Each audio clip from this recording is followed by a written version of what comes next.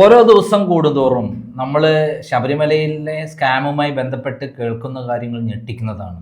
നമ്മുടെ കേരള സംസ്ഥാനത്തിലല്ലാതെ വേറെ എവിടെയും ഇങ്ങനെ നടക്കും തോന്നുന്നില്ല. അത്രയ്ക്കും വലിയ കൊള്ളയാണ് നടന്നിരിക്കുന്നത്. ഗവൺമെൻറ് അറിയാതെ, മുഖ്യമന്ത്രി പിണറായി വിജയൻ അറിയാതെ ഇത്തരം കാര്യങ്ങൾ നടക്കുമോ? ഇതിലിപ്പോൾ എന്തൊക്കെയാണ് നടക്കുന്നത്? ഇത് സാധാരണഗതിയിലൊരു ക്ഷേത്ര കൊള്ള എന്നതിനപ്പുറത്തേക്കാളുള്ള ഡൈമെൻഷൻസ് ഇതിനകത്ത് വരികയാണ്. അപ്പം നമ്മൾ കാണുമ്പോൾ എൻ്റെ ഒരു കാഴ്ചപ്പാടിൽ ഈ ഓടിപ്പിടിച്ചുണ്ടായ 2-3 സംഭവങ്ങളുണ്ട്. ഒന്ന് വളരെ പെട്ടെന്ന് നായന്മാരും ഈഴവരും കൂടെ അല്ലെങ്കിൽ ഹിന്ദുക്കളെല്ലാം കൂടെ യോജിക്കാൻ തീരുമാനിക്കുന്നു. അപ്പോൾ അതിൻ്റെ അകത്ത് മുൻകൈ എടുത്തിരിക്കുന്നത് വെള്ളാപ്പള്ളി നടേശനും സുകുമാരൻ നായരുമാണ്. അതും ശബരിമല കൊള്ളയായിട്ട് എന്തെങ്കിലും ബന്ധമുണ്ടോ? നമ്മൾ ആലോചിച്ച് പോവുക. കാരണം ഇപ്പോൾ എന്തും സംഭവിക്കും. വളരെ വളരെ പ്രധാനപ്പെട്ടതാണ്. കാരണം ഇവിടെ നായർ ഇഴവ ബന്ധം ഉണ്ടാക്കി ഇവിടെ കലാപം തന്നെ ഉണ്ടാക്കാം, ആ രൂപത്തിലേക്ക് പോകാം. അപ്പൊ ഇവരാരോ അതിനകത്ത് ഉൾപ്പെട്ടിട്ടുണ്ടെന്നാണ് കരുതുന്നത്. ആരാണ് താങ്കൾക്ക്? വിശദമായി പഠിച്ച ഒരാളാണ് മുരാരി ബാബു എന്ന് പറയുന്ന വ്യക്തി. മുരാരി ബാബു എന്ന് പറഞ്ഞാൽ സുകുമാരൻ നായരുടെ വലങ്കൈ സ്വന്തം ആള്. മുരാരി ബാബു സ്വന്തം ആള്, സുകുമാരൻ നായരുടെ സ്വന്തം ആള്. അവിടുത്തെ കരയോഗത്തിന്റെ പ്രസിഡന്റ് ആയിരുന്നത്. പെരുന്ന NSS ഹെഡ്ക്വാർട്ടേഴ്സ് ഇരിക്കുന്ന കരയോഗത്തിന്റെ പ്രസിഡന്റ് കൂടിയായിരുന്നു ഇദ്ദേഹം. ഇതിൻ്റെ അകത്ത് കുടുങ്ങും, ഇപ്പം തന്നെ കുടുങ്ങിക്കിടക്കുകയാണ്.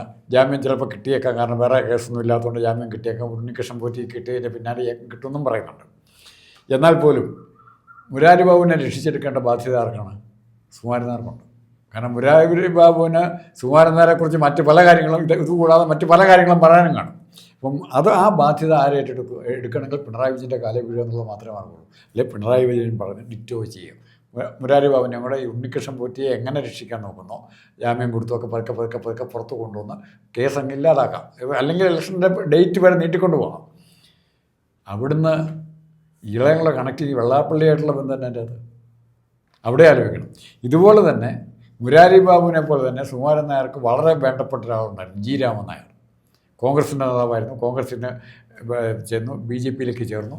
NSSൻ്റെ ദേവസ്വം ബോർഡിൻ്റെ പ്രസിഡൻ്റായിരുന്നു, കോൺഗ്രസ്സുകാരനായിരുന്നു. അപ്പോൾ അവിടുന്ന് പോയി BJPയിലേക്ക് കയറണം. അതും സുകുമാരൻ നായർക്ക് വേണ്ടപ്പെട്ട ആളാണ്. ജി രാമൻ നായർ വേണ്ടപ്പെട്ടതെന്ന് വീണ്ടും അടുത്തേക്ക് കുത്തും. ജി രാമൻ നായരുടെ ദേവസ്വം ബോർഡ് മെമ്പറായിരുന്ന മെയിൻ പുള്ളി തുഷാർ വെള്ളാപ്പള്ളിയാണ്. അന്ന് കുഴപ്പങ്ങളുണ്ടായിട്ടുണ്ടെങ്കിൽ അങ്ങനെ വെള്ളാപ്പള്ളി എന്തിനാണ് ഇത്രയും ഇപ്പൊ ചലച്ചുകൊണ്ടിരിക്കുന്നതെന്ന് പറഞ്ഞാൽ ഓടിപ്പിടിച്ച് തുഷാർ വെള്ളാപ്പള്ളി അതിനെ കുടുങ്ങാൻ സാധ്യതയുണ്ട്. മുരാരി ബാബു, രാമേന്ദ്രൻ എന്ന് പറയുന്ന രാമൻ നായരും കുടുങ്ങാൻ സാധ്യതയുണ്ട്. അപ്പൊ ഇതാണ് കാര്യം. അതായത് ശബരിമല കൊള്ളയിൽ NSSഉം NSSന്റെ സുകുമാരൻ നായർക്കും അതേപോലെ വെള്ളാപ്പള്ളിയുടെ മോനും അതിന്റെ കുടുങ്ങാനുള്ള എല്ലാ സാധ്യതകളും തെളിഞ്ഞു വരികയാണ്. അപ്പൊ ആ തെളിഞ്ഞു വരുന്നതിന്റെ ഭാഗമായിട്ടാണ് ഇപ്പൊ ധൃതി പിടിച്ച് ഇന്ന് തന്നെ ആവുന്നു, ഈ അടുത്ത ദിവസം തന്നെ പോയി കാണുന്നു. ഇത്രയും കാലത്ത് അങ്ങോട്ടും ഇങ്ങോട്ടും ചണ്ട കൂടി തെറി പറഞ്ഞിരുന്ന നായരും പരട്ട നായരും മൊരത്ത വെള്ളാപ്പള്ളി എല്ലാം കൂടെ ചേർന്ന് അത് ഇത്ര ഇതിന് തിടുക്കം കണ്ടെത്തിക്കുക. ശബരിമല കൊള്ള അന്വേഷിക്കുന്നതിനേക്കാൾ തിടുക്കത്തിലാണ് ഇവർ തമ്മിലുള്ള സ്നേഹപ്രകടനങ്ങളുടെ അല്ലെങ്കിൽ ഇവരുടെ വിവാഹ നിശ്ചയമൊക്കെ കല്യാണം ഒരുമിച്ച് നടത്തുകയാണ് വെള്ളാപ്പള്ളി സുകുമാരൻ നായരെ തമ്മിൽ. ഞങ്ങൾ പരസ്പരം വെള്ളാപ്പള്ളി സുകുമാരൻ നായർ എന്റെ മോനെ പോലെ കരുതും, എന്റെ മോനെ പോലെ തുഷാറിനെ കരുതും, തുഷാർ വെള്ളാപ്പള്ളിയെ കരുതാം. തുഷാർ വെള്ളാപ്പള്ളി ഇനി ആരാണ്? പിണറായി വിജയൻ ആതിഥ്യം വഹിച്ച് അനുഗ്രഹിച്ച് ആശീർവദിച്ച തുഷാർ വെള്ളാപ്പള്ളി BJPയുടെ നേതാവല്ലേ, BDJS ഘടകകക്ഷിയല്ലേ. പിണറായി വിജയന് വേണ്ടി ഡൽഹിയിൽ പോയിട്ട് അമിത്ഷായിട്ട് പോലും സംസാരിക്കുന്ന ഒരാളാണ് ആര്? തുഷാർ വെള്ളാപ്പള്ളി. തുഷാർ വെള്ളാപ്പള്ളി ഏറ്റവും ഒരു പ്രധാനപ്പെട്ട ആളെന്ന് പറയുന്നത് ശാശികാന്ത കൊലപാതകവുമായിട്ട് അടുത്ത ബന്ധമുള്ള ആൾക്കാരാണ് വെള്ളാപ്പള്ളി, തുഷാർ വെള്ളാപ്പള്ളി. അതിന് കാരണം തുഷാർ വെള്ളാപ്പള്ളിയും ശാശികാന്തിയും വിദേശത്ത് പോയിരുന്നു, ഇവര് വിദേശത്ത് പോയിരുന്നു. അപ്പോൾ അവിടെ വെച്ചിട്ടുണ്ടായുള്ള ഒരു സംഭവം, അതായത് തുഷാർ വെള്ളാപ്പള്ളിൻ്റെ സിസ്റ്ററുമായിട്ട് ബന്ധപ്പെട്ട ഡിവേഴ്സ് പ്രശ്നം പരിഹരിക്കാൻ പോയിട്ട് അവരെന്തോ മോശമായുള്ള കാര്യങ്ങൾ ശാശികാന്തൻ്റെ ഭാഗത്തുനിന്നുണ്ടായി. ഇപ്പം അവിടെ നിന്ന് അടിച്ചു, എന്നിട്ട് ശാശികാന്ത് നേരത്തെ പോന്നു, അങ്ങനെയുള്ള സംഭവങ്ങൾ മുമ്പ് ക്രൈം റിപ്പോർട്ട് ചെയ്തതാണ്. അതിന് ശേഷം ഇവിടെ വെച്ചിട്ട് ആലുവ പുഴയിൽ വെച്ച് കൊന്നത് വളരെ ക്ലിയർ കൊലപാതകമാണ്. നല്ല ഒന്നാന്തരമായിട്ട് നീന്തലറിയാവുന്ന അഭ്യാസിയാണ് ആര്? ശാശികാന്ത് സകലത്തും പെണ്ണുപിടുത്തമാണ്. വെള്ളാപ്പള്ളിൻ്റെ അടുത്ത് എന്താണെന്നുള്ളത് ഞാൻ പറഞ്ഞു തരേണ്ട ആവശ്യമില്ല. അതിനോട് ബന്ധപ്പെട്ട ആൾക്കാർ എന്നെ മുമ്പ് ഞാൻ പബ്ലിഷ് ചെയ്തിട്ടുണ്ട്. ഞാൻ എപ്പം പറഞ്ഞിട്ട് ഈ വയസ്സാം കാലത്ത് അദ്ദേഹം തന്നെ എന്നോട് പറഞ്ഞു ഇങ്ങനെയൊന്നും പറയാൻ പാടില്ലായിരുന്നു എന്ന് പറഞ്ഞ് എന്നോടും പറഞ്ഞിട്ടുണ്ട് വെള്ളാപ്പള്ളി. അതെന്തെങ്കിലും ആവട്ടെ. ഇപ്പോൾ ഇതിൻ്റെ രഹസ്യം വെള്ളാപ്പള്ളിയും അതേപോലെ സുകുമാരൻ നായരും ഇത്ര അടുത്ത് ഇതാവുകയും പിണറായിയുടെ ഒട്ടി നിൽക്കുന്നതിൻ്റെ ഏറ്റവും വലിയ രഹസ്യം ശബരിമല സ്വർണ്ണക്കൊള്ളയുമായി ബന്ധമാണ് എന്നുള്ളതാണ് തുഷാർ വെള്ളാപ്പള്ളി. ഉണ്ടോന്ന് നമ്മളെ സംശയിച്ച് നമ്മളെ കുറ്റം പറയാൻ പറ്റില്ല. വേറെന്താ സംശയിക്കേണ്ട, വേറെന്താ സാഹചര്യം ഇവിടെ ഉള്ളത്? അല്ല പിന്നെ രണ്ടാമത് ഈ ശബരിമല ഉടുപ്പണിയില്ലാത്ത സ്ത്രീകളെ കയറ്റിയപ്പോൾ അന്ന് ഇവിടെ ജപഘോഷയാത്ര നടത്തിയ മുന്നിൽ നിന്ന രണ്ടുപേരാണ് ഇവർ രണ്ടുപേരും. അതിൽ ഏറ്റവും പ്രധാനം നമ്മുടെ സുകുമാരൻ നായരാണ്. അന്ന് എന്തായിരുന്നു ഇവിടെ പ്രശ്നങ്ങൾ ഉണ്ടായിരുന്നത്? ആ പ്രശ്നമുണ്ടാക്കിയ ആൾക്കാർക്ക് ശബരിമലയെ കൊള്ള നടക്കുന്ന മിണ്ടാതിരിക്കുന്നത് എന്താ? ബിന്ദു അമ്മണി ഏറിയതിനേക്കാൾ എത്രയോ ഗുരുതരമായ പ്രശ്നം ഉണ്ടായിരിക്കുന്നത് ഇപ്പോൾ എന്ന് പറയുന്നത്. കംപ്ലീറ്റ് ആചാര ലംഘനം മാത്രമല്ല, തന്ത്രിയെ അറസ്റ്റ് ചെയ്ത് നന്നായി എന്നാണ് ഇപ്പൊ ആര് പറയുന്നത്? നാട്ടുകാർ പറഞ്ഞു തുടങ്ങി. അല്ല, ഈ സുകുമാരൻ നായർ പറഞ്ഞു. അല്ലെങ്കിൽ രഹസ്യങ്ങൾ വരുന്നോണ്ടിരിക്കുക, പുറത്തേക്ക് കുറേശ്ശെ വരും. അപ്പോൾ ഇവിടെ വളരെ ഗൗരവമായിട്ട് ഇവർക്ക് രണ്ടുപേർക്കും എവിടേക്കോ പങ്കുണ്ട് എന്ന് വേണമെങ്കിൽ. മുരാരിബാബുവിന്റെ കണക്ഷൻ ഏറ്റുമാനൂർ അമ്പലത്തിലിരുന്നപ്പോഴും വൈക്കത്തിരുന്നപ്പോഴും അത് കഴിഞ്ഞ് അവിടുന്ന് ശബരിമല പോയപ്പോഴും തിരിച്ച് അവസാനിച്ചിരിക്കുന്ന ഹരിപ്പാട് അമ്പലത്തിലാണ്. അതുകൂടെ മറക്കണ്ട. അവിടെ നിന്നാണ് ശബരിമലയിലേക്ക് വന്ന് മാന്യനായിട്ടിരുന്നത്. അല്ല, എവിടെയൊക്കെ പോയിട്ടുണ്ടോ അവിടെയുള്ള പല സാധനം അടിച്ചു കൊണ്ടുപോയത് കുറഞ്ഞ വിലയ്ക്ക് ആന്റിക്കുകൾ എന്ത് ചെയ്യും, വിലയ്ക്ക് കൊടുക്കും. എന്നിട്ട് അത് കുറഞ്ഞ വിലയ്ക്ക് അപ്പുറന്ന് മേടിക്കും.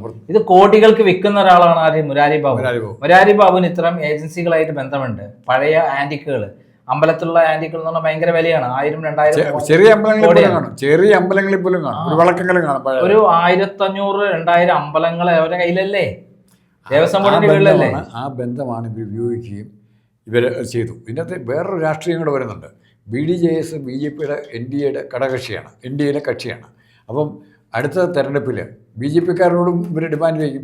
BDJSന് ജയിക്കാവുന്ന 3-4 സീറ്റ് കൊടുത്തു കഴിഞ്ഞാൽ ബാർഗൈനിങ് പവർ പിന്നെയും വെള്ളാപ്പള്ളിയുടെ സുകുമാരൻ എടുത്തെത്തിയില്ലേ. ഇവർ രണ്ടുപേരും കൂടെ ബാർഗൈൻ ചെയ്യുന്നത്. അപ്പോൾ ഇത് രാഷ്ട്രീയമായും സാമ്പത്തികമായും ഒരു വലിയ കൊള്ളയും കൊണ്ട് നടത്താനുള്ള എല്ലാ പശ്ചാത്തലവും കൂടെ ഒരുക്കുന്നുണ്ട് ഇതിനകത്ത്. അത് ഞാൻ മനസ്സിലാക്കിയത് നേരത്തെ സുകുമാരൻ നായരുടെ മരുമകൻ അത് വേറെ കേസ്. ഒരു ധനലക്ഷ്മി ബാങ്കിന്റെ അവിടെ ജോലി നേടിയത് വ്യാജരേഖ ഉപയോഗിച്ചിട്ടാണെന്നുള്ള കാര്യമാണ് പുറത്തു വന്നത്. അതിൽ പിണറായി വിജയൻ സംരക്ഷിച്ചാൽ അതോടുകൂടിയിട്ട് അങ്ങോട്ട് മാറാന്നുള്ള തീരുമാനിച്ചിരുന്നു. അതിനെക്കാട്ടും വലിയ കാര്യങ്ങളാണ് ഇപ്പം വരുന്നത്. മുരാരി ബാബു എന്ന് പറഞ്ഞാൽ ഇദ്ദേഹത്തിന്റെ വലങ്കൈയാണ്. അപ്പം മൊത്തത്തിൽ നോക്കിക്കഴിഞ്ഞാൽ ഇവരെല്ലാവരും കൂട്ടുകച്ചവടമാണ്. പിണറായിനെ പോലെ തന്നെ ഇവരെല്ലാവരും ഒരു കൂട്ടുകച്ചവടത്തിലാണ് പോകുന്നതെന്ന് പറയാം. അത് പറഞ്ഞിട്ട് എൻ്റെ കണക്ഷൻ വേറെ ഉണ്ട്. ധനലക്ഷ്മി ബാങ്കിൻ്റെ കാര്യം പറഞ്ഞു പറയാം. അവിടെ ജോലി സുകുമാരൻ നായരുടെ ബന്ധത്തിൽപ്പെട്ടവർക്ക് എല്ലാവർക്കും, ഒരാൾക്ക് മാത്രമല്ല പലർക്കും ധനലക്ഷ്മി ബാങ്ക് ജോലിയുണ്ട്. കുറച്ച് പേർക്ക് നെടുങ്ങാടി ബാങ്കിലുണ്ട്. ശബരിമലയിലെ കോയിൻ കളക്ഷൻ്റെ എണ്ണി തിട്ടപ്പെടുത്തുന്നതിൻ്റെ ഉത്തരവാദിത്തം ആർക്കാണെന്നറിയോ? ധനലക്ഷ്മി ബാങ്കിനായിരുന്നു. അപ്പോൾ ഇതെല്ലാം പരസ്പരം ബന്ധപ്പെട്ട് കിടക്കുക. ഈ രാഷ്ട്രീയം ഇവിടെ നിർത്താൻ പറ്റുന്നില്ലെങ്കിൽ, ഇപ്പോൾ ഇവിടെ പിണറായി വിജയനാണ് ഇപ്പോൾ ഇതിന് കാർമ്മികത്വം വഹിക്കുന്നത്, ഈ ബന്ധങ്ങൾക്കല്ല. അതിൻ്റെ കാരണം പിണറായി വിജയനിൽ കൂടെ സംരക്ഷിക്കപ്പെടുകയോ അല്ലെങ്കിൽ അത് അടുത്ത ചർച്ച പറയേണ്ട വിഷയമാണ്.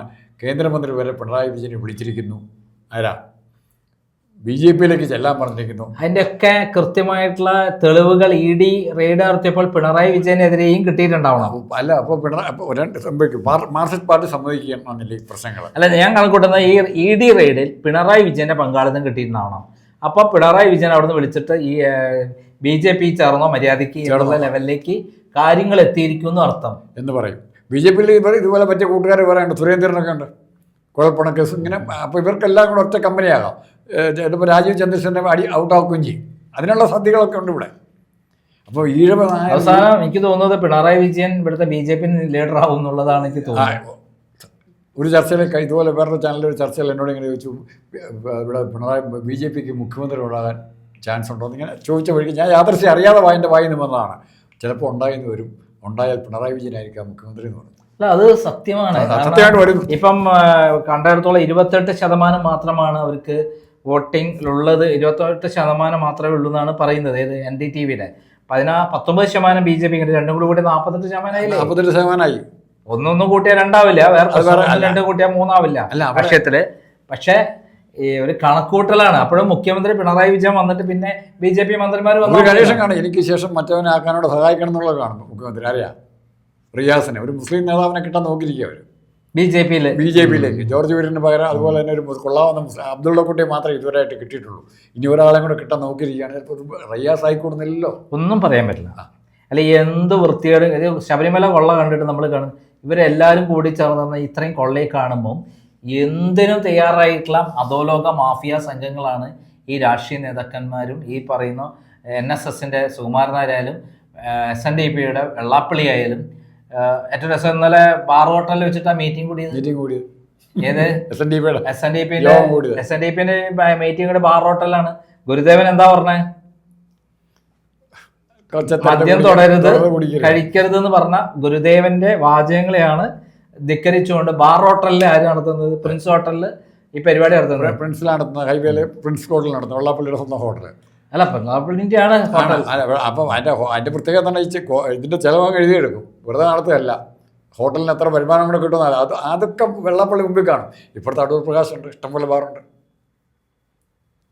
ഇത് എവിടെ എങ്ങനെ എത്തുമെന്ന് അറിയത്തില്ല. പക്ഷെ ഒന്നുണ്ട്, ഏതെല്ലാം തരത്തിലാണെങ്കിലും ശബരിമല വിഷയം കേരളത്തിൻ്റെ ജനങ്ങളുടെ മുമ്പിൽ ആരൊക്കെ രക്ഷപ്പെട്ടാലും ചിലപ്പോൾ ഒത്തിരി വസ്തുതകൾ പലരെയും മനസ്സിലാക്കാനും പലരെയും തിരിച്ചറിയാനും അതിനോട് വേണമെങ്കിൽ പ്രതികരിക്കാനുള്ള അവസരം കേരള ജനതയ്ക്ക്, മലയാളിക്ക് തന്നിരിക്കുക. അയ്യപ്പൻ വരെ ശരിക്കും പുറത്ത് ചാടിക്കും ഈ കള്ളന്മാരെ, നമ്മുടെ പറ്റിച്ചുകൊണ്ടിരിക്കുന്ന, കൊള്ള ചെയ്തുകൊണ്ടിരിക്കുന്ന യഥാർത്ഥ കള്ളന്മാരെ അയ്യപ്പൻ പണി കൊടുക്കും എന്നുള്ളത് നമുക്ക് മുന്നിൽ വന്നു കഴിഞ്ഞു.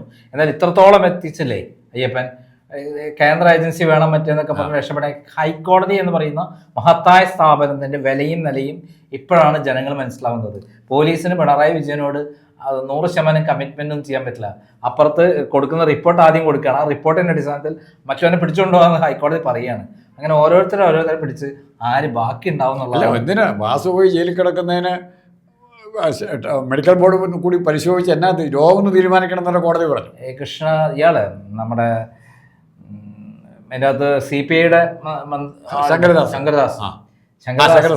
ശങ്കരദാസ് അയാളെ ICU കൃത്രിമമായി ഉണ്ടാക്കി അവിടെ അസുഖം ഉണ്ടെന്ന് പറഞ്ഞ കിടക്കായിരുന്നു. അത് SP യുടെ അച്ഛനായതുകൊണ്ട് മാത്രമുള്ള DIGയുടെ അച്ഛൻ, പ്രേംശങ്കറിന്റെ അച്ഛൻ.